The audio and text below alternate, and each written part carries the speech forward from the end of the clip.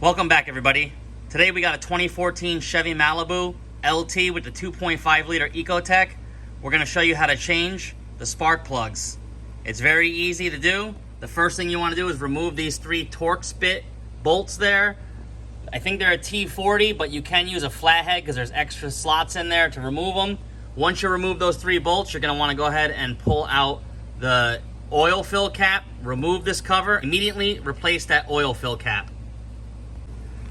With the engine cover removed, we have access directly to spark plugs. It's a very easy change.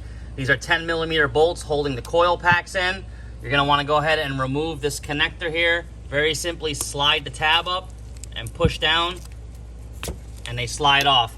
Take each one of those off, take each one of these 10mm bolts out, remove the coils, and leave them in the same cylinder area that they're going to go back into. So you want to have your coils just basically lined up with the cylinder holes that you want to go back in. You don't want to mix them up. We got the coils removed and just set up top here in order.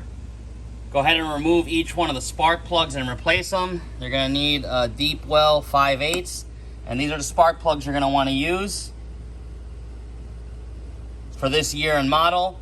And we've already pulled one of the spark plugs just to go ahead and show you the condition. These have well over 100,000 miles on them. They don't look half bad, but they are worn out compared to brand new ones, which we have here. That one's much cleaner, in much better shape than this other one. And you can see some corrosion build up on the electrode there on the end. So you generally get about 120,000 miles out of these AC Delco plugs, as long as they're the iridium ones. So we'll pop them back in, get the coils back in, and button this thing up.